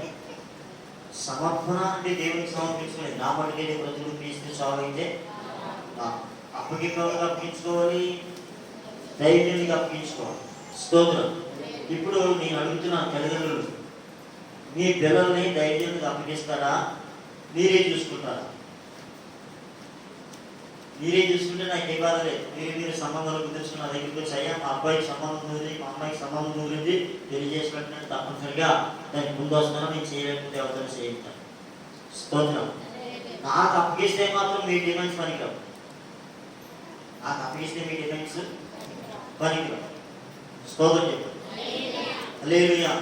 ఆ పొలమే కావాలి, మా ఊళ్ళే కావాలి, అలాగే ఎలా చేయకూడదు. ఎందుకంటే దేవుని సేవకి సమర్పించుకున్న వాళ్ళు ఎవరైనా, దేవుని పరిచర్యకి సమర్పించుకున్న వాళ్ళు ఎవరైనా వారికి సొంత ఉద్దేశాలు ఉండకూడదు. దేవుని చిత్తమే మా పిల్లల జీవితంలో జరగాలి. ఏది చేయాలో ఎలా చేయాలో నాకు తెలుసు. నేను గుడ్డోని కాదు. హల్లెలూయా, హల్లెలూయా. ప్రతి కుటుంబం కూడా పరువుతో బతకాలని కోరివండి. అందులో ముందుండేవాడు. ఎవరితో చెప్పించుకునే పరిస్థితి మనకి రాకూడదు. స్తోత్రం. చాలా మంది సొంత నిర్ణయాలు తీసుకునే వాళ్ళు ఉన్నారు. జాగ్రత్త. సిగ్గుమోకుండా తర్వాత అమ్మాయిలైనా అబ్బాయిలైనా మనకంటూ ఒక ధైర్యం ఉన్నారు. అమ్మా నాన్న ఉన్నారు. అమ్మా నాన్న చెప్తే, అమ్మా నాన్న ధైర్యం చెప్తే ధైర్యం చూసు. లేదు నేనే నిర్ణయం చేసుకోండే అని చెప్పాను. స్తోత్రం చెప్పాను. హల్లెలూయా. మనం ఏం కలిగి ఉండాలి? అప్పగింపు కలిగి ఉండాలి. పాస్టర్ గారు నాకు బాప్తీసం ఇవ్వడానికి చాలా అభ్యర్థన పెట్టాడు. వెంజమని ఎలా బాప్తీసం ఇచ్చి మాట్లాడతాయి? మీ ఇంటి పరిస్థితి ఏంటి? నేను ఆ మాట చెప్పాను. నేను మీకు అప్పగించుకున్నాను అంతే, ఏం లేదు. నేను ఎప్పుడైతే ఇంకా అప్పగించుకున్నానో నాకు ఎవరు కనపడలేదు. వారే మ్యారేజ్ చూశారు, వారే పెళ్లి చేశారు. స్తోత్రం. అక్కడ అమ్మాయి అప్పగించుకుంది, ఇక్కడ నేను అప్పగించుకున్నాను. స్తోత్రం. ఈ రోజు వరకు మన దేవుని సంతోషం దేవుడికి స్తోత్రం. దేవుడిని అప్పగించుకున్నాం కాబట్టి మన సొంత ఉద్దేశంలో ఉంటే నీ ఉద్దేశం అవ్వలేదు, నీ ఉద్దేశం అవ్వలేదు ఉంటాం. తర్వాత పరిస్థితి తేడాగా ఉంటుంది. స్తోత్రం చెప్తాం. హల్లెలూయా, హల్లెలూయా. ఎవరైనా సొంత నిర్ణయం తీసుకొని పాస్ట్ గారు మేము వెళ్ళాలనుకుంటున్నామండి, నేను పలానా అమ్మాయిని ప్రేమించాను, పలానా అబ్బాయిని ప్రేమించి బాగా పీకి వరకు వద్దాను. నేనైతే ఇలాంటి కబుర్లు నా దగ్గర స్తోత్రం చెప్పాలి. శిష్యుడిగా ఉండవలసిన వాడికి మొట్టమొదటి ఏముండాలి? ఏమా? విధేయత. రెండవది ఏముండాలి? నమ్మకత్వం. మూడవది ఏముండాలి? అప్పగింపు. నాలుగోది ఏముండాలి? సమర్పణ. దేవునికి స్తోత్రం. ఇలాంటి ఎవరైనా బైబిల్లో ఉన్నారనేది ఒక రెండు మాటలు చెప్పి నేను ముగించేస్తాను. దానియేలు, శద్రకు, మేషకు, అబేద్నెగో వీరు ఎవరు అంటే వీరు విధేయులు, అప్పగించుకున్న వాళ్ళు, సమర్పించుకున్న వాళ్ళు, నమ్మకత్వం కలిగిన వాళ్ళు. స్తోత్రం. వీళ్ళు బానిసలుగా ఉన్నారు. శత్రు దేశంలో బానిసలుగా ఉన్నారు. వారు ఉద్యోగాలు వచ్చినా వారు బానిసలే. అక్కడ ఇప్పుడు రాజుగారు ఏం పెడితే అది తినాలి. రాజుగారు ఏం చేయమంటే అది తినాలి, పని కోసం నిలబడి తినాలి. మీరు తినమండి అంటే కోరుతారు. రాజుగారు ఏం చెప్తే రాజుగారు ఏం తింటాడో అక్కడ ప్రజలు అదే తినాలి. స్తోత్రం. ఇప్పుడు వీళ్ళ దగ్గరికి వచ్చింది, కానీ వీళ్ళకి ఒక డెడికేషన్ ఉంది. ఏంటి ఆ డెడికేషన్ అంటే, మనము బానిసలుగా ఉన్నాము, మన దేశం బానిసత్వం ఎగిరిపోయింది, మన స్వతంత్రులు కావాలి, మన దేవుడు మనం కరుణించాలి, కనుక దేవుడి దగ్గర నమ్మకంగా ఉందాం, మాంసం తినొద్దు అని నిర్ణయించుకున్నాం. వాళ్ళు మాంసం తినని బ్యాచ్ ఇజ్రాయెల్ యూదులు అంటే గోడు తింటారు. అదే కానీ వారి ధన్యం ఏంటి, మేము తినము, మేము త్రాగము. ద్రాక్షరసం తక్కువ, మనకంటే కొనుక్కోవాలా, అలాగే ఎక్కడ పడితే అక్కడ ఉంటుంది తోటలు. స్తోత్రం. సమృద్ధిగా దొరుకుతుంది. కానీ వాళ్ళు ఏమన్నా మేము త్రాగము, ద్రాక్షరసము త్రాగము, మాంసము తినము. ఇప్పుడు వీళ్ళకి మంచి అవకాశం ఏంటంటే, వీళ్ళు శత్రు దేశంలో ఉన్నారు కనుక వీళ్ళు తిన్నా తాగినా ఎవరైనా ఎదుగుతుంది ఎలా చేస్తున్నారంటే ఏం చేయమంటావు, యజమాని అంతే లేకపోతే అని చెప్పుకోవచ్చు. కానీ వారు మాట ఇచ్చింది దేవుడికి, వారు మాట ఇచ్చింది, వారి మాట తీసుకున్నది దేశం కోసం వారు నిలబడ్డారు, వారి దేశ ఘనత కోసం వారు నిలబడ్డారు. కనుక మాంసం వచ్చినా ఏమొచ్చినా మేము తినాం, మేము కాయగూరలు తింటాం. ఈ నలుగురు ఎవరో దేశం అంతటికి అర్థమైపోయిందండి. కొందరు కాదు, దేశం అంతటికి అర్థమైపోయింది నలుగురు ఎవరు.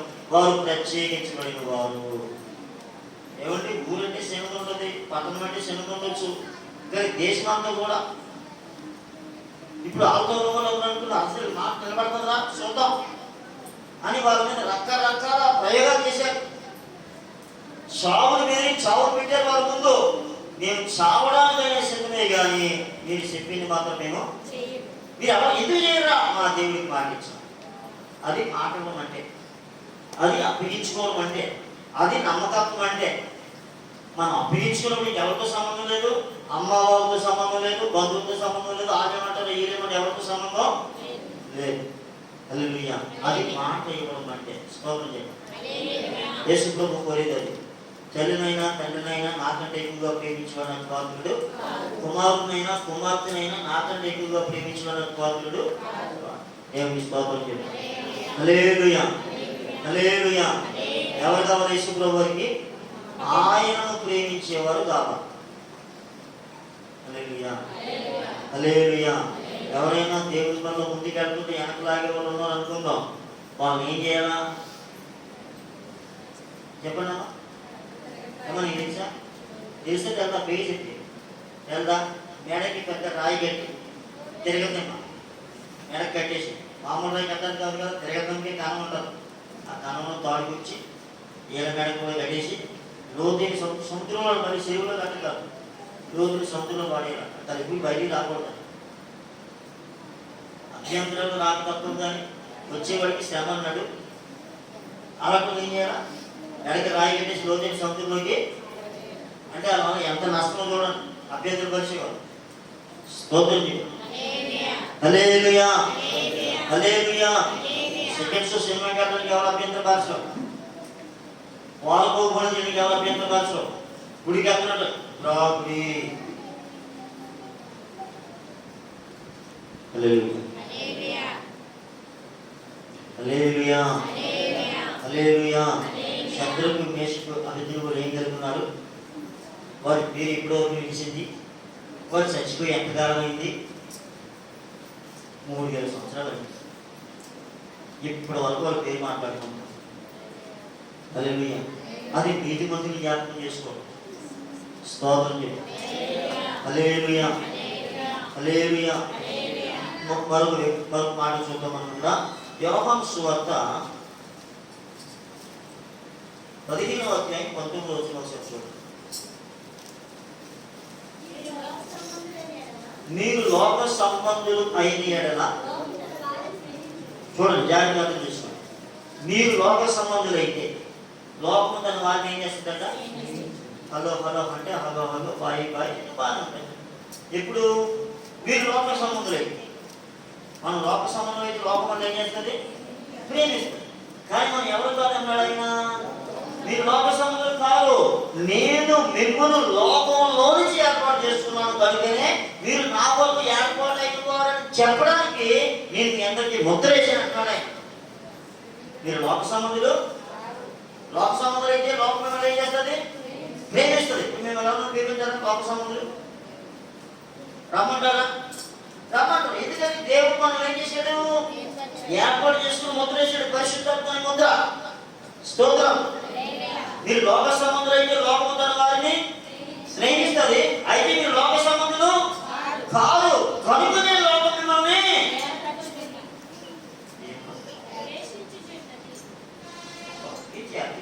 చూడాలి, చదవాలి, సొంతమా కొట్టుకోవచ్చు కదా. మీరు లోక సంబంధులైన ఎడల లోకము తన వారిని స్నేహించును. మీరు లోక సంబంధులు కాదు కాబట్టి లోకం మిమ్మల్ని ఏం చేస్తుంది? ద్వేషిస్తుంది. మేము ఆచారానికి రాము, మేము పశుపరచడానికి రాము, మేము రాకడానికి రాము. లోకం మిమ్మల్ని ఏం చేస్తుంది? తిడుతుంది. దేవుని స్తోత్రం. ఏమండి, ఒకవేళ అటువంటి పనుల ద్వారా లోకం మిమ్మల్ని తిట్టిందంటే అది సంతోషమే. కానీ పరిశుద్ధాత్మనే ఆత్మను పొంది తెల్లని బట్టలు వేసుకొని లోపల క్యారెక్టర్ మారకపోతే మాత్రం లోకం తిట్టిందంటే అది నిన్ను కాదు, దేవుని నామా. అలాంటి బతుకులు బతకూడదు. బతికిన ఒకటే సచిన ఒకటే అన్నాను. స్తోత్రం. ఇప్పుడు చెప్పండి, యేసు ప్రభువు నమ్ముకున్న తర్వాత నాలో వచ్చిన మార్పు ఇది అని వాళ్ళు చెప్పండి. ఇదివరకు నేను అడిగాను, మాట్లాడుతున్నాను. ఇక్కడ గుడ్డిగా పేర్లు పెట్టలేదు. బాప్తిసం తీసుకున్న తర్వాత పేర్లు మార్చాం. పేర్లు మార్చాం. ఏ పేరు?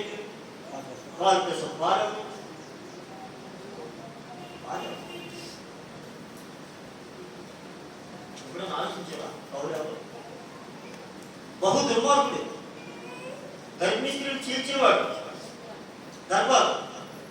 కానీ సాత్వికంగా మారిపోయాడు. యేసు ప్రభు శిష్యులలో చేయలేని పని చేశాడు. ఆయన దేవుడితో డైరెక్ట్ లింక్ కలిగి ఉన్నాడు. దేవుడితో లింక్ కలిగి ఉన్నాడు. నేను అప్పుడు తాగి ఉండండి, తిరిగి ఉండండి, అవన్నీ మానేసానంటే ఇప్పుడేం చేస్తున్నాను? అయినా మానేసి ఓకే, ఇప్పుడేం చేస్తున్నాం? అయినా పూర్వం చేసేవాడివి మానేసావు, మరి ఇప్పుడేం చేస్తున్నాం? ఏమి మానేసానంటే ఏమి చేయలేదండి. నీకంటే దౌర్భాగ్యం లేవనంటుంది బయట. నువ్వు ఫలించలేదు, నేను అడిగేనంటుంది బయట. మానేసావు ఏంటి?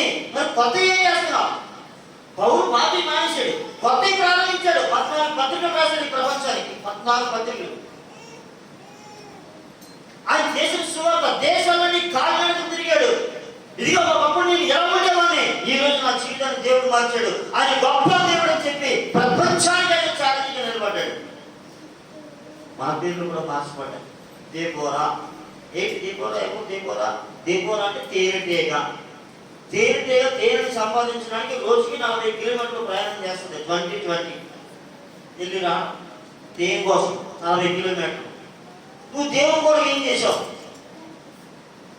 గ్లోరీ. గ్లోరీ అంటే మహిమ. నీ మనలో ఏది మహిమ? ఎస్తేర్. ఎస్తేర్ అంటే నక్షత్రం, ప్రకాశించేది. ఏది నీ బతుకులో ప్రకాశం? ఏది? పేరు దగ్గర బతుకులు ఉన్నారు కదా. పేర్లు ఉన్నాయి, బతుకులు లేవు.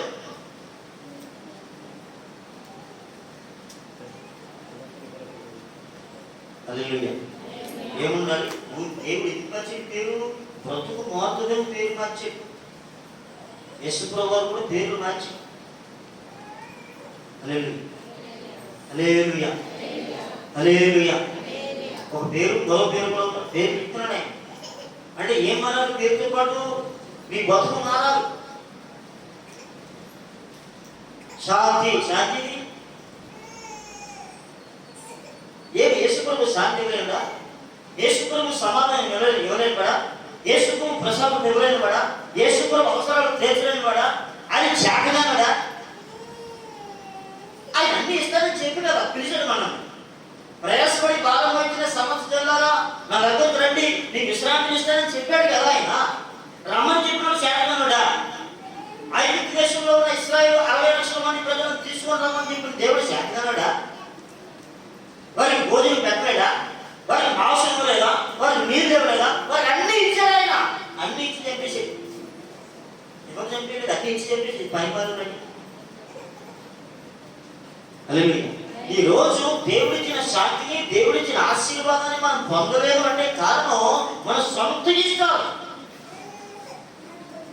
నేను కొందరు చెప్పాను, అమ్మా పిల్లలు జాగ్రత్త అమ్మా అంటే వీళ్ళు చెప్తున్నాడు పిల్లల కోసం. ఇప్పుడు బతుకులు ఉన్నాయి. దౌర్భాగ్య బతుకులు అయిపోయి చెబితే ఒకటంట, చెప్పకపోతే పాస్టర్ గారు మీరైనా చెప్పొచ్చు కదండి. నువ్వు చెప్తే చేసేవారు ఉన్నారా? మీరేమో నా కోసం ప్రార్థన చేస్తున్నారా? సోది ప్రార్థన తప్ప మన బ్రతుకు మామూలుగానే ప్రార్థన లేదు. ఓల్డ్ సొలుకబులు చెప్తారు. నువ్వు శిష్యుడిగా శిష్యురాలుగా ఉండడానికి ఇప్పుడు శ్రమంలో సోంబేర్లా తిరగడానికి కాదు. నేను చూస్తే సమాజానికి భయం కలగాలి. బైబిల్ చూడండి, అపొస్తలుల కార్యములు 2వ అధ్యాయము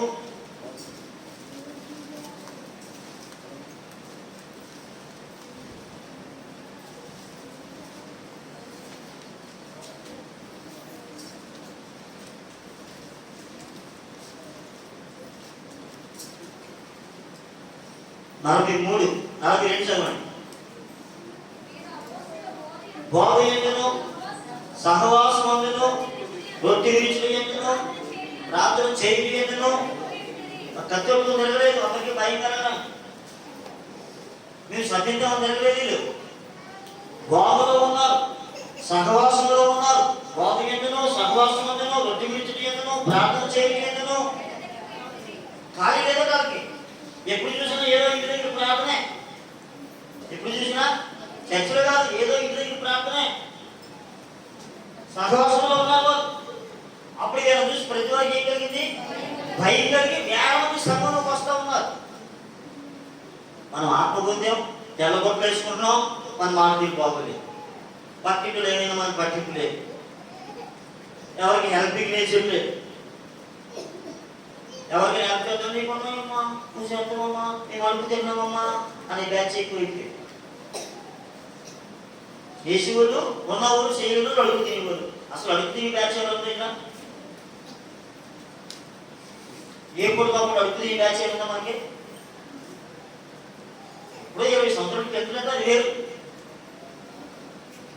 20 సంవత్సరాల్లో దేవుడు దీవించలేదంటే మనకంటే దౌర్భాగ్యం ఎవరు లేదు.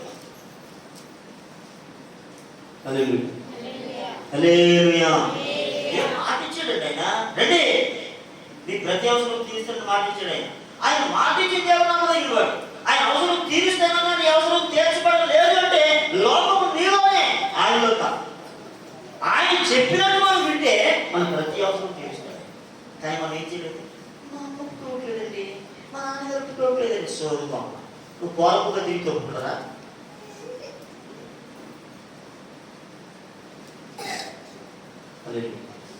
చాలా మంది నీతిగా బతకడానికి ఒప్పుకోవట్లేదు. హల్లెలూయా. జాగ్రత్తగా చేసుకోండి. మనం ఎలా ఉండడానికి పిలిచాడు ఆయన? శిష్యుడు. ఏముండాలి మనకి? విధేయత. చెప్పండి, ఇప్పుడు నేను విధేయత కలిగి ఉన్నాను ఒక్క చెప్పండి, మీకు సాల్వ్ చేస్తాను. ఇప్పుడు నమ్మకం పోయి అప్పగింపు.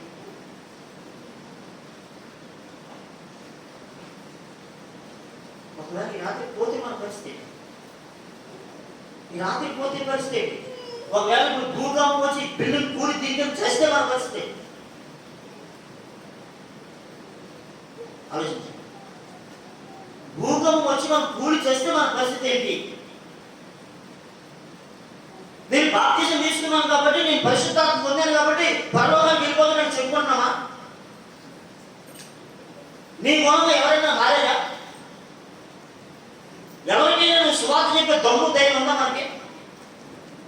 ఎందుకు ఆత్మ పొందలేదా? మరో మనసు పొందలేదా? బాప్తిజం పొందలేదా?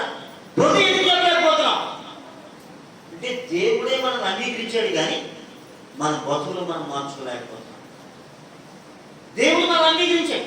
నువ్వు ఆ కుమారుని కుమార్తె చెప్పాడు, మనం మాత్రం నేను దరిద్రుని దౌర్భాగ్యని చెప్పి ఆ మూలం ఉంటావు. దేవుడు నేను చీకట్లో ఉండకూడదని వెలుగులోకి తీసుకుని ఆయన కావాలనుకుంటున్నాడు, కానీ నువ్వు అక్కడే చేస్తావు. ఈ శిరోమని దిక్కుమాలిపోతావు. లేమో తేజలేమో నీ మీద వెలుగు ప్రకాశిస్తూ ఉందని ఆయన చెప్తా ఉన్నాడు. జనములకు చీకటి కమ్ముతా ఉంది, నీ మీద వెలుగు ప్రకాశిస్తూ ఉంది.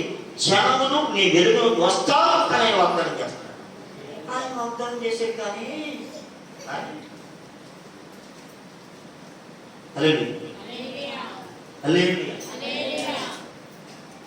రాత్రి ఆ విజయ్ కుమార్ మాస్ గారు మాట్లాడుతూ ఉండేవాడు. ఈ మాట ఏముంటుందండి, ఈ మాట ఏముంటుంది, అది బలి ఏముంటుంది, ఆయనకి సంతోషం కలిగించిన మాట అంతే కదా. ఆయనకి నీకు కలిగించాలి కదా సంతోషం, నీకు కలిగించాలంటే నీ బుద్ధి మారితే అప్పుడు ఆ మాటలు పెట్టి ఆనందిస్తావు, గంతులేస్తావు. ఆ సంతోషాన్ని కలిగించే మాట నీకు సంతోషాన్ని కలిగించాలంటే నేను కలిగి ఉన్న అప్పటికి నువ్వు కలిగి ఉన్న నీకు సంతోషం కలుగుతుంది. అప్పుడు ఏమన్నా నీకు జ్ఞాపకం వస్తుంది. ఏమీ లేదంటే నేనే సంతోషపడతా, నేను నిల్చోలేదు అన్నమాట. స్తోత్రం. హల్లెలూయా. రాత్రి చూద్దాం ఒక మాట జ్ఞాపకం చేసింది. ఏంటది? యాక్సిడెంట్ అయిన తర్వాత రెండవ చర్చను చూసాం. హల్లెలూయా. నిజమే, నాకు ఆ విషయం గుర్తురాలి. అందరికి గంటలు గుర్తుంది, కానీ యాక్సిడెంట్ అయిన తర్వాత కట్టేవంటి ఇదేమో సామాన్య విషయము ఇంకా. ఏంటంటే క్లాస్ బ్రేక్ అప్పుడు ఇంత డబ్బు అది కట్టలేదు. స్తోత్రం. రెండవది, ఎందుకు బతికించాడు దేవుడు? మన అందరి జీవితంలో కూడా ఏదో ఒక యాక్సిడెంట్ అయితే ఎప్పుడో పోవాల్సింది. మనం అనుకుంటూ ఉంటాం, మీరు అర్థం చేసుకోవాలని అనుకున్నానండి, కానీ దేవుడు బతికించేయండి అనుకునే దినాలు చాలా. ఎందుకు నేను బతికించేది? కారణం ఏంటి? నువ్వు బతికిన తర్వాత ఏం సాధించి ఏం ఉపయోగపడ్డావు? దేవుడిని బతికించేది ఒకే. ఎలా ఇంతవరకు లేని జీవితం మరొక జీవితాన్ని ఇచ్చావు ప్రభా, అయితే ఎంతవరకు బతికినాడు బతకకుండా నీ కొరకు నేను ప్రత్యేకంగా బ్రతుకుతాను ప్రభా నేను నిర్ణయం తీసుకున్నావా? పాడిందే పాటలా పాచిపల్లి దాసరైనని బతుకుతున్నావా? ఏమిటి మనలో వచ్చే స్పెషల్? ప్రతి వారం వాటి వింటా ఉన్నాం. ఏంటి మనలో వచ్చిన స్పెషల్? ఇదిగో మాస్టర్ గారు, ఈ నెలలో ఈ నిర్ణయం తీసుకున్నాను నేను. ఇదిగో ఈ ప్రభుత్వాలకు వచ్చినప్పుడు ఎంతవరకు నేను దశభాగాన్ని ఎప్పుడు సరిగా ఇవ్వలేదు. ఈ 20 సంవత్సరాలు, ఈ 15 సంవత్సరాల్లో నేను ఇచ్చిన దశభాగం అంతా కలిసి మహా ఉంటే 6,000 ఉంటుందండి. నేను తక్కువ 60,000 ఇవ్వాలి, నేను 6,000 ఉంటుందండి. ఇక్కడి నుంచి నేను అలా చేయను మాస్టర్ గారు, దేవుడా కాదు దేవుడు అలా చెయ్యను. ఎక్కడి నుంచి నేను తప్పనిసరిగా నా దశభాగం దేవుడికి ఇస్తానని నిర్ణయం ఎప్పుడైనా తీసుకొని దాని ప్రకారంగా చేశాను. రాత్రి నేనేమి సీమ పెట్టింది లేనా? దేవుడు ధైర్యంతో మాట్లాడుతున్నాడు. ఈ ప్రజలు దుర్మార్గులుగా ఉన్నారు, చెప్పు ఒకసారి మీరు దశభాగమే. నాకు ఆ మాటలు ఎందుకో తెలిసేది. మీరు దశభాగమే ఉంటుంది. దేవుడి మందిరంలో ఆహారం ఉన్నట్లుగా మీ దశభాగాలు తీసుకుంటానని దేవుడు వాక్యం ప్రవక్త హెచ్చరణ చేస్తా ఉన్నాడు, ప్రవక్త చెప్తా ఉన్నాడు. అది ఒక భయంకరంగా అన్నమాట. మనం వాగ్దానం చేస్తాం, నిలబెట్టుకున్నామా? సంఘంలో దశభాగాలు ఇచ్చేవాడు కరెక్ట్గా ఉంటే వారు ఎడుగులు ఉన్నారు నాకు తెలిసిన బట్టి. ఉద్యోగాలు చేసేవాడు లేదు, నా బట్టి అందలేదు. స్తోత్రం. వాటి ఒక్కొక్కటి మారుతూ ఉన్నారు మనలో. ఇంతవరకు మనం ఏం చేయాలి? ఎంతవరకు నాకు ప్రేమించడం రాలేదు, ఎక్కడి నుంచి నేను ప్రేమిస్తాను. ఎంతవరకు క్షమాపణ ఉన్నప్పుడు లేదు, ఇంతవరకు క్షమిస్తాను. ఇదివరకు బట్టలు కొట్టుకుని తీరు నాకు సరిగ్గా లేదు, ఎక్కడి నుంచి పట్టుకుంటాను. ఇదివరకు మైక్ పట్టుకోవడం ఇప్పుడు నేర్చుకుంటాను. ఇదివరకు పెద్ద నెల గౌరవించడం తెలలేదు, ఇప్పుడు గౌరవిస్తాను. ఇదివరకు పాస్టర్ గారి దగ్గర పాస్టర్ గారి ఎలా ఉన్నారో ఇప్పుడు తెలుసుకుంటాను. ఏం తెలుసుకోవాల్సినవి, చేయాల్సినవి. ఇప్పుడు ఒకటే బతుగా, ఎప్పుడు దిక్కుమాలి బతుకేనా? మనం శిష్యులుగా ఉండడానికి కదా ఆయన పిలిచాడు. భూమిని తలకిందులు చేయడానికి కదా ఆయన పిలిచాడు. మనం తలకిందులు అయిపోతాం తప్ప భూమిని తలకిందు చేయట్లేదు. లోకానికి రక్షణ లేదు. ఎక్కడో నీకు అట్లే ఉండిపోయి నీకు రోషం ఉంటే వాస్తే చెప్పారు. మరలా చెప్తున్నాను, ఒక్కొక్కరు 10 మందిని తీసుకెళ్ళండి దేవుడి సన్నిధికి. నీ సాక్షి ఉంటే, నీకు సాక్ష్యం ఉంటే. అలా బతకలేనప్పుడు బతికిన వాడే తెచ్చిన వాడే. బాగుంటుంది, ప్రార్థన చేసుకుంటాం. Jesus, thank you Lord. Hallelujah. యేసు ప్రభువు మనం పిలిచారు. ప్రయాసపడి భారం వచ్చిన సమస్యలుగా నా దగ్గరకు రండి, నేను విశ్రాంతి ఇస్తాను. ఆయన విశ్రాంతి లేని వారికి విశ్రాంతి, నెమ్మది లేని వారికి నెమ్మది, శాంతి లేని వారికి శాంతి, ఆశీర్వాదం లేని వారికి ఆశీర్వాదం, రోగంతో ఉన్న వారికి స్వస్థత, ఇవన్నీ ఇవ్వడానికే ఇచ్చారు. ఆయన దగ్గరికి ఎవరు ఏ పని మీద వచ్చారో అవన్నీ పొందే. అయితే వాళ్ళు తర్వాత సాక్షులుగా నిలిచారు, ప్రాణాలు పెట్టారు. ఆయనకి కావలసింది సాక్షులు, అనగా ప్రాణం పెట్టేవారు. రక్త సాక్షి కావాలి ఆయనకి, సోది సాక్ష్యాలు కాదు. కడుపు నొప్పి తగ్గించాడు, కాలు తగ్గించాడు, ఇవి కాదు సాక్ష్యం. నీ బ్రతుకులో నువ్వు ఎంతమందిని దేవుడి సన్నిధికి నీ సాక్ష్యం ద్వారా నడిపించావు? ఎంతమందికి నీ విశ్వాసాన్ని ఇతరులు చూసి దేవుడి సన్నిధికి వచ్చావు? నీకు విశ్వాసం ఉందా? నీ విశ్వాసం ఎంతమంది దగ్గర కనపరచబడింది? ఎంతమంది నీ విశ్వాసాన్ని చూసి దేవుడిని అంగీకరించారు? నీలో కలిగిన మార్పును చూసి ఎంతమంది ప్రభువును అంగీకరించారు? ఇదిగో శత్రువు, మేషకు, అభిద్రువులను చూచి దేశమంతా దేవుని నమ్ముకున్నాడు, రాజే దేవుని నమ్ముకున్నాడు. నేను ప్రభువును అంగీకరించాను. నన్ను తిట్టిన నా కుటుంబం, నా తల్లి రక్షించబడింది, నా చెల్లి కుటుంబం రక్షించబడింది, వారి ద్వారా మరికొన్ని కుటుంబాలు రక్షించబడింది. ఇదిగో మా పినతల్లి కుటుంబం రక్షించబడింది, వారి కుమారుల కుటుంబం రక్షించబడింది. నేను ఒక సాక్షి చెప్తాను. నువ్వేమైనా చెప్పగలవా? నీ సాక్షి ద్వారా నీ ఇంట్లో ఎవరైనా రక్షించుకున్నావా? నీ అన్న కుటుంబాన్ని కానీ, నీ తమ్ముడి కుటుంబాన్ని కానీ, నీ అత్తయ్య కుటుంబాన్ని కానీ, నీ పుట్టినింటి కుటుంబాన్ని కానీ ఎవరైనా రక్షించేవా? మీ ఊళ్ళో నీకు సాక్ష్యం ఉందా? నీ ఇరుగు పొరుగులో నీ సాక్ష్యం ఉందా? నీకు సాక్ష్యం ఉంటే నీ ఊళ్ళో ఒక సంఘం ఉండాలి. ఈ జనమంత మా ఊళ్ళో కూడా ఉండాలని కోరాలే. నీ బతుకుకి సాక్ష్యం లేదా? ఎలాంటి బతుకు బతుకుతున్నావా బాబు? నువ్వు ఎలాంటి బతుకు బతుకుతున్నావమ్మా? నువ్వు ఎందుకు వేసుకున్నావు? సోదరులు చెప్పండి. సదాకాలము నేను మీతో కూడా ఉంటానని వాగ్దానం చేశాను. మీరు సర్వలోకానికి వెళ్ళి సర్వసృష్టికి సువార్తను చెబితే మీ ద్వారా కొన్ని అద్భుత కార్యాలు చేస్తానని చెప్పాను. నువ్వు ఒక్కడిదే, కానీ 1000 మందికి సమానమని చెప్పాను.